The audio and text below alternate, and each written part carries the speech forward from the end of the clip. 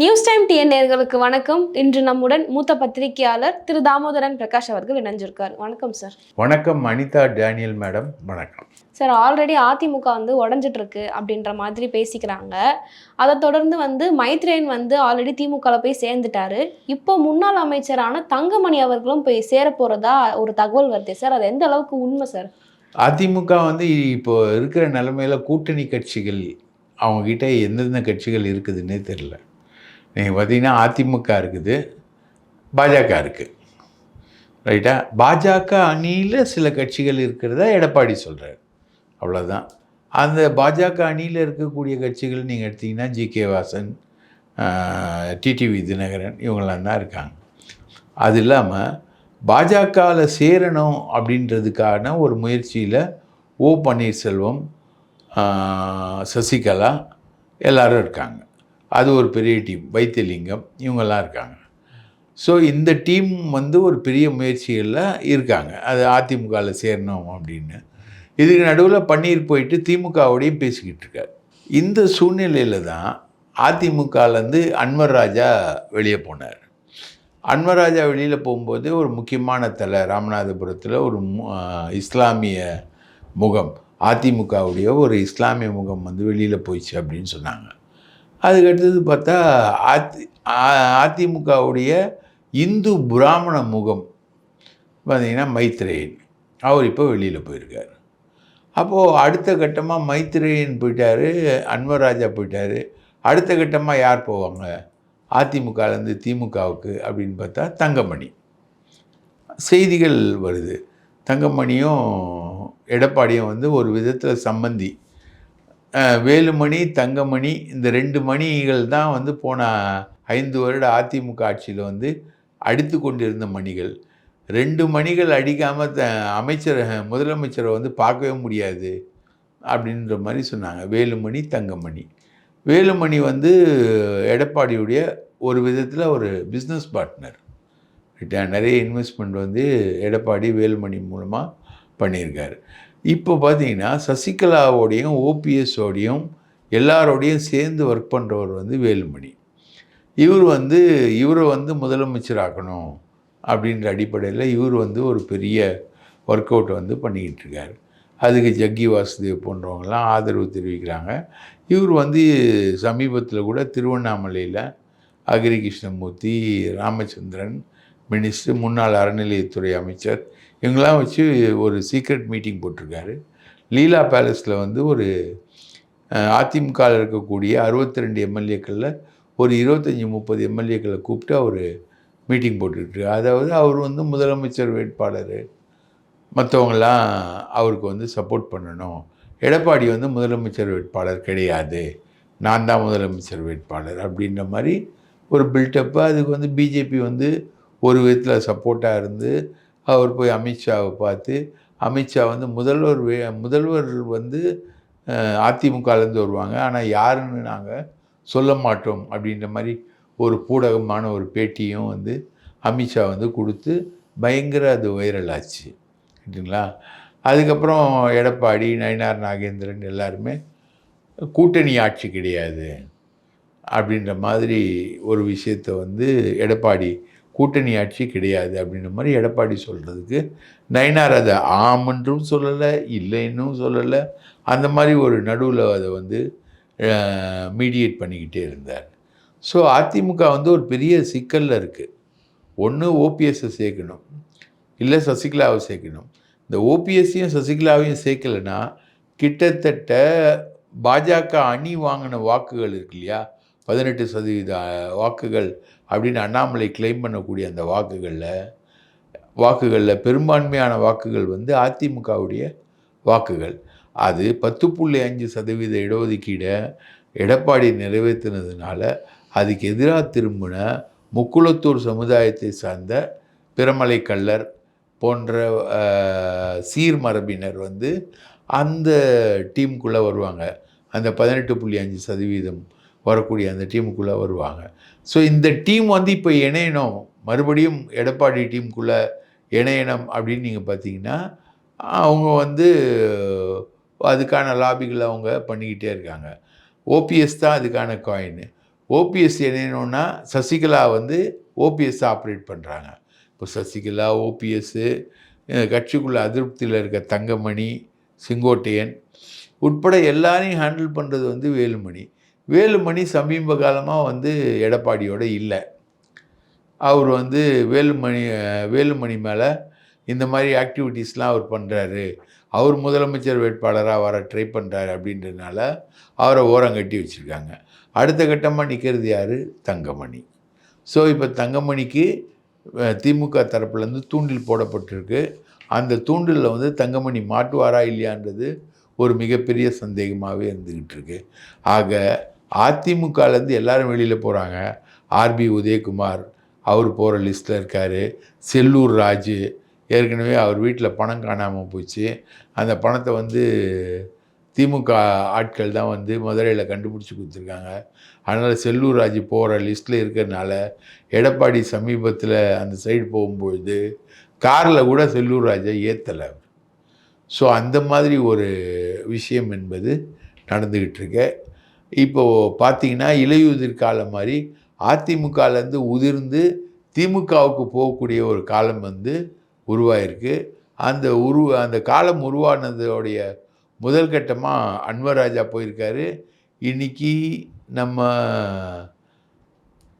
மைத்ரேயன் போயிருக்காரு. அடுத்த கட்டமாக தங்கமணி போகலாம், ஜெயக்குமார் போகலாம். ஜெயக்குமாரும் போகிற முடிவில் வந்து அவங்கக்கிட்ட பேசிக்கிட்டு இருந்தார். எனக்கு வந்து கட்சியில் ஒரு பதவி கொடு, என் பிள்ளைக்கு வந்து இளைஞரணியில் ஒரு பதவி கொடு, எனக்கு வந்து எம்எல்ஏ சீட்டு கொடு, என் பிள்ளைக்கு எம்பி சீட்டு கொடுலாம் பேரம் பேசிக்கிட்டு இருந்தார். ஸோ இதெல்லாம் வந்து திமுக ஒத்துக்கலை. நீங்கள் கொடுக்குற கண்டிஷனோடலாம் நாங்கள் வர முடியாதுன்றது திமுகவுடைய நிலையாக இருந்தது. ஆனாலும் அதிமுகவிலிருந்து ஒரு பெரிய டீம் வந்து வெளியேறுது. அது முதல் கட்டமாக ஓபிஎஸ் போய் அங்கே ஒரு தூபம் போட்டார். 2 சந்திப்பு நடந்தது. 3வது சந்திப்பு நடந்தப்போ சிஎம் அலுவலகமே அந்த சந்திப்பு பற்றிய படங்களை வந்து கொடுக்க மாட்டோன்ற மாதிரி அவங்க சொல்லி அதை நிறுத்திட்டாங்க. ஸோ அதிமுக வந்து மிகப்பெரிய ஊசலாட்டத்தில் பிளவை நோக்கி தான் போய்கிட்டு இருக்கு அப்படின்றது தான் இப்போது நடக்கக்கூடிய ஆப்ரேஷன்கள்லேருந்து தெளிவாக தெரியக்கூடிய மேட்டர். ராமஜெயம் அவர்களோட கொலை வழக்கில் வந்து அக்யூஸ்ட் கண்டுபிடிச்சிருந்தாங்க சார். ஸோ அதனால் வந்து வருண் குமார் அவர்களை வந்து ட்ரான்ஸ்ஃபர் பண்ணியிருக்காங்க சார். ஸோ இது எதனால் சார் அவரை ட்ரான்ஸ்ஃபர் பண்ணாங்க? இப்போ அவர் அக்யூஸ்டை கண்டுபிடிச்சதுனால ட்ரான்ஸ்ஃபர் பண்ணாங்க அப்படின்றது ஒரு சாக்கு. ஏன்னா ராமஜெயம் வந்து கேஎன் நேருடைய தம்பி. கேஎன் நேருவுக்கு வந்து முக்கியத்துவம் கொடுக்கல அப்படின்றது தான் இப்போ இந்த மாநகராட்சி துப்புரவு தொழிலாளர் போராட்டத்தில் கூட சேகர்பாபு தான் வந்து பேசிக்கிட்டு இருக்கார். கேஎன் நேரு வந்து அதில் பெரிய அளவுக்கு தலையிடல. சேகர்பாபு மேலே தான் இருக்கிற கோபம், அதிருப்தி எல்லாமே திரண்டு சேகர்பாபுவுக்கு மேலே தான் போயிட்டுருக்கு. இப்போது உயர்நீதிமன்றம் வந்து அந்த போராட்டத்தை முடிவுக்கு கொண்டு வாங்க அப்படின்னு சொன்ன பிறகும் அந்த துப்புரவு தொழிலாளிகள் அங்கேருந்து கலைய மாட்டுறாங்க. ஸோ முழுக்க நேருவுக்கான முக்கியத்துவம் வந்து குறைஞ்சிக்கிட்டே போகுது. எப்படி துரைமுருகனுக்கான முக்கியத்துவம் வந்து திமுகவில் குறைஞ்சதுன்னு துரைமுருகன் ஃபீல் பண்ணுறாரோ, அதே மாதிரி நேருவுக்கான முக்கியத்துவம் குறைஞ்சதா நேரு ஃபீல் பண்ணுறாரு. அதே மாதிரி ஐப்பெரியசாமிக்கான முக்கியத்துவம் குறைஞ்சதுன்னு ஐப்பெரியசாமி ஃபீல் பண்ணதுனால தான் அவருக்கு வந்து ஊரக வளர்ச்சித்துறையை வந்து இப்போ புதுசாக கொடுத்து அவரை வந்து ஹைலைட்டுக்கு கொண்டு வந்தாங்கன்னு வச்சுக்கோங்களேன். இந்த மாதிரி முக்கியத்துவம் வந்து நேருவுக்கு குறைஞ்சி போகிறதுனால இவர் வந்து நம்ம வருண் வந்து முழுக்க அந்த விஷயத்தில் புலனாய்வு செஞ்சு ஒரு ரவுடியை ஸ்கேன் பண்ணி கண்டுபிடிச்சி அவன் வந்து ராமஜெயம் கொலை நடந்தப்போ வந்த டெலிஃபோன் காலில் கொலையாளிகள் பற்றி பேசிக்கிட்டு இருந்ததை கண்டுபிடிச்சி அதை அவனை ஸ்க்ரீன் பண்ணி கொண்டு வந்துட்டு இருந்தார். அப்படி கண்டுபிடிச்சி வரும்பொழுது அவருக்கு கிடைக்கக்கூடிய லிஸ்ட்டில் யார் வந்தாங்கன்னா சாமி ரவி அப்படின்னு ஒரு அக்யூஸ்ட். இவன் வந்து சசிகலாவுக்கு ரொம்ப நெருக்கமான ஒரு ரவுடி. கொலையான சமயத்தில் அவன் வந்து திருப்பதியில் இருந்ததாக ரெக்கார்ட்லாம் ப்ரொடியூஸ் பண்ணியிருக்கான். ஆக்சுவலாக அவன் திருப்பதியில் இல்லை, அப்போது திருச்சியில் தான் இருந்திருக்கான். இன்னும் பலர் வந்து அதில் சம்மந்தப்பட்டிருக்காங்கன்னு கண்டுபிடிச்சார். யார்? வருண். இது வரைக்கும் 12 வருஷமாக கண்டுபிடிக்க முடியாத இருந்ததை வந்து வருண் வந்து பெரிய அளவுக்கு அதை கண்டுபிடிச்சி எடுத்ததுனால அவர் வந்து சிபிசிஐடிக்கு போனால் நல்லா இருக்கும்னு சொல்லிட்டு டேவிட்சன் தேவாசீர்வாதமும் தமிழகத்தின் சட்டம் ஒழுங்கு ஏடிஜிபி டேவிட்சன் தேவாசீர்வாதமும் தமிழகத்தோட உளவுத்துறை ஐஜி செந்தில்வேலனும் சிஎம் கிட்ட சொல்லி சிஎம் மூலமாக அது மூலமாக சிஎம்ஐ கன்வின்ஸ் பண்ணி வருண் வந்து திருச்சியில் இருந்தால் எல்லாருக்குமே ஆபத்து, ரைட்டுங்களா? அவர் வந்து மணல் கடத்தலை தடுக்கிறாரு, கள்ளக்கடத்தலை தடுக்கிறாரு, எந்த குற்றச்சாட்டுனாலும் இமீடியட்டாக நடவடிக்கை எடுக்கிறாரு, போலீஸ் வந்து விடவே மாட்டேன்றாரு, அன்காம்ப்ரமைஸ்டாக இருக்கார் யார் நம்ம வருண் அப்படின்ற மாதிரி ஏகப்பட்ட குற்றச்சாட்டுகள் அவர் மேலே இருக்கிறதுனால அவரை வந்து ட்ரான்ஸ்ஃபர் பண்ணிவிட்டு சிபிசிஐடிக்கு ட்ரான்ஸ்ஃபர் பண்ணுறாங்க. இதில் என்ன பியூட்டினா, சிபிசிஐடிக்கு அவரை ட்ரான்ஸ்ஃபர் பண்ணால் சிபிசிஐடியோடைய ஐஜி அன்புக்கு வந்து சொல்லணும். அன்புக்கு இதை பற்றி எதுவுமே தெரியாதுன்னு அன்புக்கு நெருக்கமான வட்டாரங்கள்லேருந்து சொல்கிறாங்க. ஸோ இப்போ மறுபடியும் முன்ன மாதிரியே வந்து இவரும் நம்ம டேவிட்சனும் செந்திலும் ஐஜி செந்திலும் சேர்ந்து ட்ரான்ஸ்ஃபர்ஸு தங்களுக்கு வேண்டப்பட்டவங்க பிடிக்காதவங்க எல்லாரையுமே ட்ரான்ஸ்ஃபர் போடுறாங்க. ஏன்னா வருண் மேலே சீமான் உட்பட பல அரசியல்வாதிகள் வந்து கருன்னு கரை வச்சுக்கிட்டு இருக்காங்க. இப்போ வருண் மாட்டினா நல்லதுன்னு நினைக்கிறாங்க அவங்க. அந்த அரசியல்வாதிகளுடைய மகுடிக்கு வந்து இவங்க ஈல்டு ஆகிட்டாங்களோ அப்படின்னு தோணக்கூடிய அளவுக்கு வருணோட ட்ரான்ஸ்ஃபர் என்பது அமைஞ்சிருக்கு. Okay sir. அதே மாதிரி பார்த்திங்கன்னா பிரமோத் அப்படின்னு சொல்லிட்டு ஒரு டிஜிபி அவர் வந்து சங்கர் ஜிவாலோட சீனியர், அவர் போலீஸ் ஃபோர்ஸில். அவர் வந்து இபி விஜிலன்ஸோட டிஜிபியாக அவர் இருக்கார். அவரை தூக்கி ஊர்காவல் படைக்கு இவங்க அடிச்சிருக்காங்க. அவர் இபியில் விஜிலன்ஸாக டிஜிபியாக இருக்கும்போதே நிறைய கையூட்டு வாங்கினார், கண்ட இடங்களில் கை நீட்டினார், பல பில்களில் மோசடி செய்பவங்களுக்கு சப்போர்ட்டாக இருந்தார், பல அதிகாரிகள் கொள்ளையடிக்கிறதுக்கு உதவியாக இருந்தார் அப்படின்ற மாதிரி நிறைய விஷயங்கள் வெளில வந்தது. இவர் ஏற்கனவே சர்வீஸில் இருக்கும்போது பாசி அப்படின்ற ஒரு அமைப்பு திருப்பூர் பகுதிகளில் வந்து மக்களை ஏமாற்றி கொள்ளையடிச்சு அந்த பாசி நிறுவனத்துக்கு ஆதரவாக இவர் செயல்பட்டார்னு அப்போது அந்த ஏரியாவில் எஸ்பியாக இருந்த அருண் இப்போது சென்னை நகர ஏடிஜிபியாக இருக்கார், கமிஷனராக. அவர் வந்து பிரமோத் மேலே நடவடிக்கை எடுத்தார். அவர் அந்த நடவடிக்கைகள்லேருந்து அவர் சிபிஐ நடவடிக்கைகள்லேருந்து தப்பிச்சு அக்யூட்டல், நான் ஒன்றுமே தப்பு பண்ணல அப்படின்ற மாதிரி அவர் வெளில வர்றார். அவர் வெளில வந்தோடனே இன்னும் அவரை வெளில வந்ததும் இல்லாமல் என்னை டிஜிபி ஆக்குங்கன்னு டிஜிபிக்கிட்டே பெட்டிஷன் கொடுத்துக்கிட்டு இருக்கார். இது மாதிரி நிறைய விஷயங்கள் வந்து ரொம்ப மோசமாக அவரை வந்து இப்போது ஊர்காவல் படைக்கு போட்டிருக்காங்க, ரைட்டுங்களா? இப்போ பார்த்தீங்கன்னா நெல்லையில் வந்து டிஐஜி வேக்கண்ட்டாக இருக்குது. அதே மாதிரி இன்னொரு 2 டிஸ்ட்ரிக்டில் வந்து டிஐஜி பதவி வந்து வேக்கண்ட்டாக இருக்குது, அதை ஃபில் பண்ணல. நெல்லை கமிஷனராக இருக்கவர் டிஐஜியாகவும் பதவி வகித்ததுனால தான் கவினோட கொலை நடந்தது. அவருக்கு வந்து கமிஷனர் வேலையை சரியாக பார்க்க முடியல அப்படின்றதுனால தான். ஸோ இந்த மாதிரி ஒன்றோட ஒன்று பின்னி பிணைஞ்சு இந்த டிரான்ஸ்ஃபர்ஸ் வந்து போலீஸ் டிபார்ட்மெண்ட்டில் பெரிய விவாதத்தை கிளப்பியிருக்கு. அன்புமணி வந்து பதவி நீக்கமா சார் அப்படின்னு ராமதாஸ் என்ன அறிக்கை என்ன விட்டுருக்காரா சார்? அன்புமணியை பதவி நீக்க செய்ய போகிறார். ஏன்னா 17ஆம் தேதி அவர் வந்து பொதுக்குழு கூட்டுறார், சரிங்களா? ராமதாஸுக்கும் அன்புமணிக்கும் இடையே நடக்கக்கூடிய சண்டை வந்து பண சண்டை தான். இன்னும் ஒரு 2 கண்டெய்னரில் பணத்தை கொண்டு போய் அன்புமணி இறக்கிட்டாருன்னா ராமதாஸ் சைலண்ட் ஆகிடுவார். ராமதாஸ் நடத்தின பூம்புகார் மாநாட்டில் ஒரு துணைத் தலைவர் வந்து ராமதாஸ் கிட்ட பைசாவே இல்லை, காசே இல்லை, அவர் ரொம்ப கஷ்டப்படுறாரு அப்படின்னு பேசினார். இருக்கிற காசை வச்சு தான் செலவு பண்ணுறாரு அப்படின்னு அவர் பேச உடனே ராமதாஸ், எங்கிட்ட காசே இல்லையா, எல்லாத்தையும் அடிச்சு எடுத்துகிட்டு போயிட்டாங்க அப்படின்னு சொல்லிட்டு அவர் மேடையிலேயே ரியாக்ட் பண்ணுறார். 2 பேருக்கும் நடக்கக்கூடியது பண சண்டை தான், ரைட்டா? இப்போ அன்புமணி வந்து பொதுக்குழு நடத்தி அவரே தலைவர் அப்படின்றத தேர்தல் கமிஷன் வரைக்கும் வினோபான்ற வழக்கறிஞர் மூலமாக தேர்தல் கமிஷனுக்கு கொண்டு போய் சொல்லிட்டார். இப்போ ராமதாஸ் வந்து அவர் அப்படி சொன்னது தப்பு, நான் தான் நிறுவன தலைவர், அவருக்கு வந்து பொதுக்குழு நடத்துறதுக்கே உரிமை இல்லைன்னு தேர்தல் கமிஷனுக்கு லெட்டர் அமைச்சிருக்கார். இப்போ நீங்கள் பார்த்தீங்கன்னா அது பாமக 1 ராமதாஸ், பாமக 2 அன்புமணி. அவரோட பொதுக்குழு முழுக்க திமுக எதிர்ப்பு தீர்மானங்கள் போட்டிருக்காரு. இவர் வந்து திமுக அரசை வந்து பாராட்டி பேசிக்கிட்டு இருக்காரு. பூம்புகார் மாநாட்டில் கூட மாநாட்டு அரங்கத்துக்கு உதவி செய்த சுற்றுலாத்துறைக்கு நன்றி அப்படிலாம் அவர் சொல்லிக்கிட்டு இருக்காரு, ரைட்டுங்களா? ஸ்டாலினுக்கு அட்வைஸ்லாம் பண்ணுறாரு. எங்கிட்ட கூட 10 ஆஃபீஸரை நான் வந்து அட்வைஸ் பண்ணி அதெல்லாம் கரெக்ட் பண்ணிக்கிறேன் அப்படின்ற மாதிரிலாம் சொல்கிறாரு. ஸோ ராமதாஸ் வந்து முழுக்க திமுக ஆதரவாகவும் அன்புமணி வந்து திமுகவுக்கு எதிர்ப்பாகவும் போயிட்டுருக்காங்க. ரெண்டுத்தில் வந்து இப்போது நடுவில் ஒரு காம்ப்ரமைஸ் கூட ஒர்க் அவுட் பண்ணாங்க.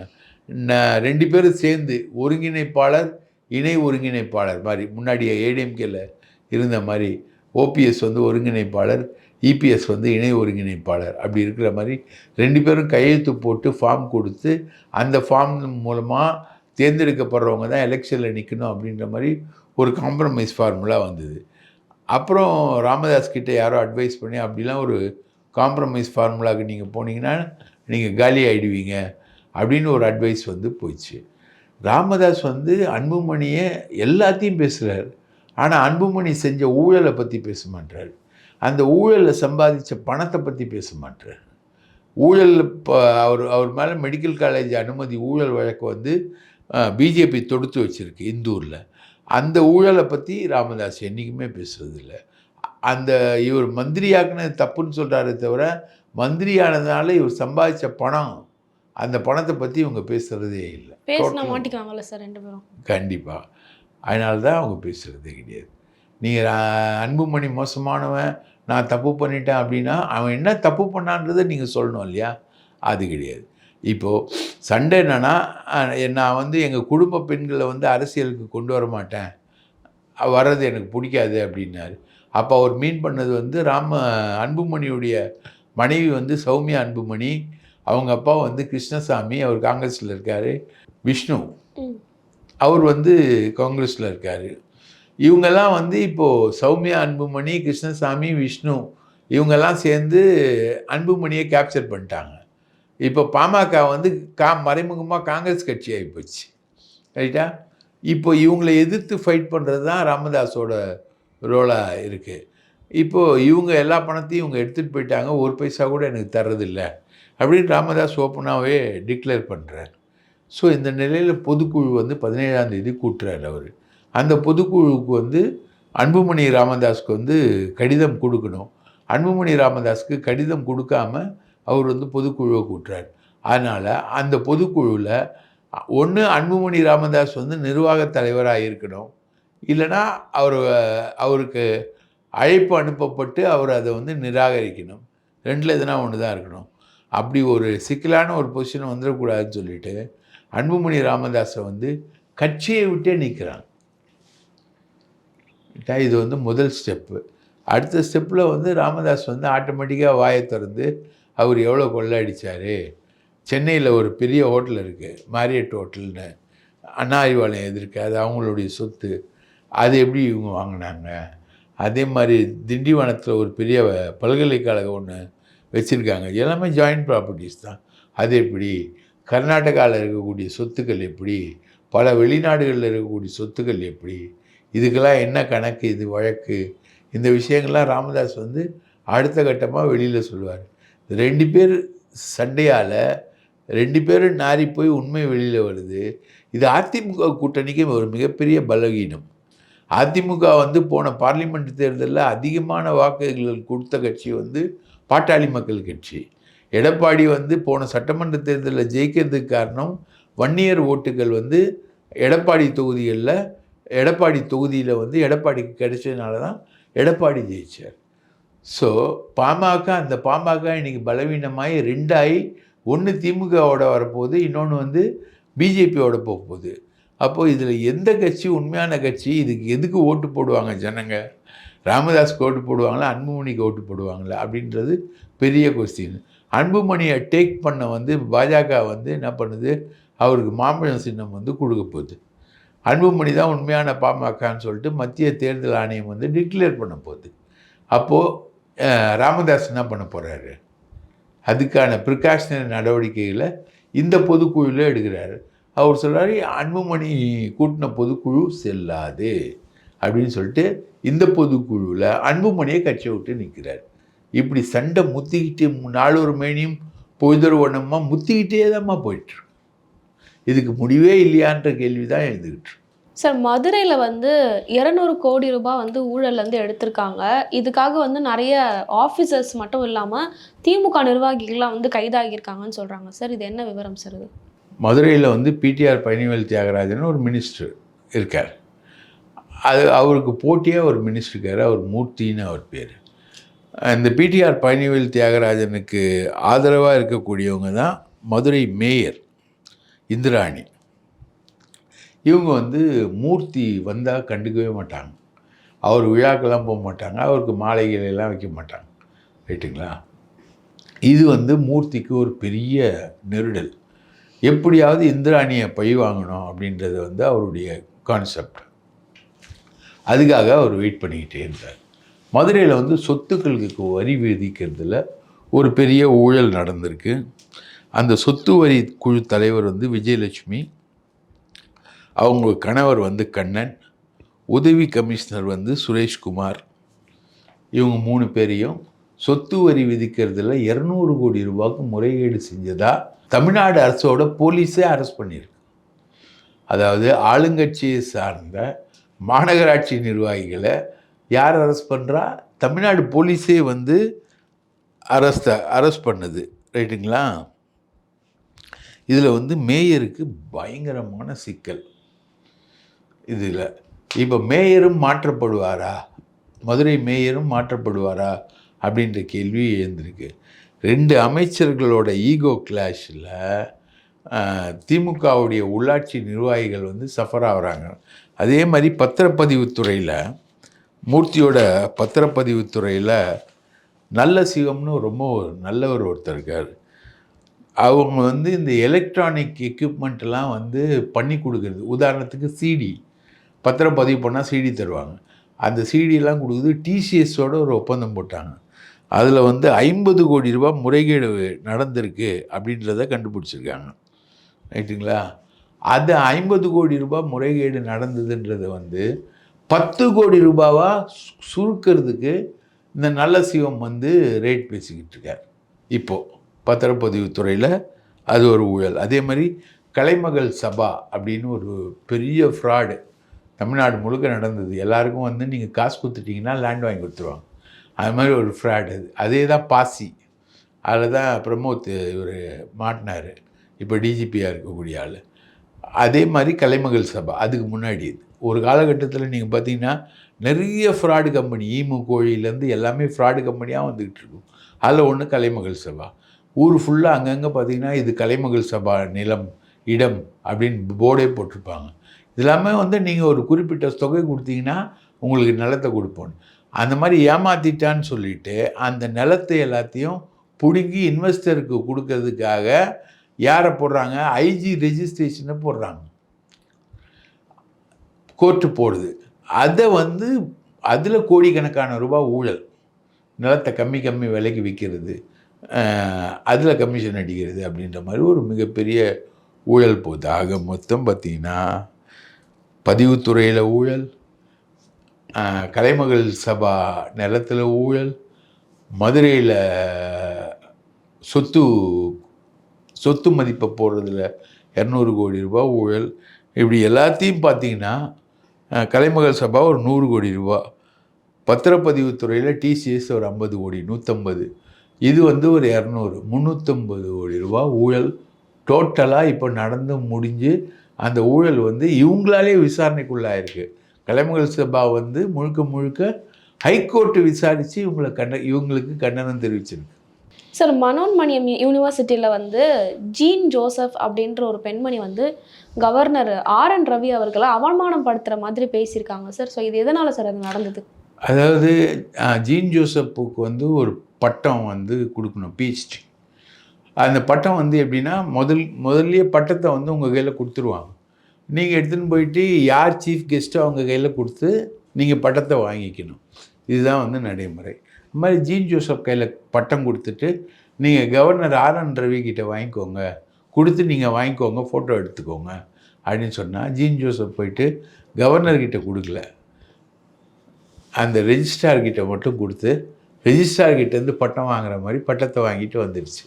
அது வெளியில் வந்து பேட்டி கொடுக்கும்போது இவர் வந்து தமிழுக்கு எதிராக செயல்பட்டவர், தமிழகத்துக்கு எதிராக செயல்பட்டவர், தமிழகத்துக்கு எதிராக செயல்படக்கூடிய ஒன்றிய அரசுக்கு ஆதரவாக நிற்கக்கூடிய இவர் கையிலேருந்து என் பட்டத்தை நான் வாங்க விரும்பலை, அதனால தான் ரெஜிஸ்ட்ரார் கையிலேருந்து நான் வாங்கினேன் அப்படின்னு ஒரு பொன்மொழியை சொல்லிட்டு, அது ஒரு மாணவி அது பட்டம் வாங்கும்போதே ஒரு புரட்சி பண்ணிட்டு முடிஞ்சிருக்கு. ஆக மொத்தம் தமிழ்நாடுன்றது நீங்கள் யாருக்கும் வந்து எடுப்பார் கைப்பிள்ளை கிடையாது. தமிழ்நாட்டில் வந்து மாணவிகள்லேருந்து பொதுமக்கள் வரைக்கும் எல்லாருமே ரொம்ப சென்சிட்டிவாக எல்லா விஷயத்தையும் கவனிக்கிறவங்க, கேட்குறவங்க. இங்கே எதையுமே மறைக்க முடியாது. மறைச்சாலும் அதுக்கான ரியாக்ஷன் என்பது எல்லா விதத்துலேயும் கிடைக்கும். நீங்கள் ஆளுங்கட்சியாக இருந்தாலும் சரி, எதிர்கட்சியாக இருந்தாலும் சரி, உடனடியாக கிடைக்கும் அப்படின்றது தான் இங்கே இருக்கக்கூடிய மிகப்பெரிய ஃபைண்டிங்காக இருக்குது. பல்வேறு தகவல்களை பகிர்ந்துக்கிட்டீங்க. ரொம்ப நன்றி சார். வாய்ப்பளித்ததற்கு மிக்க நன்றி.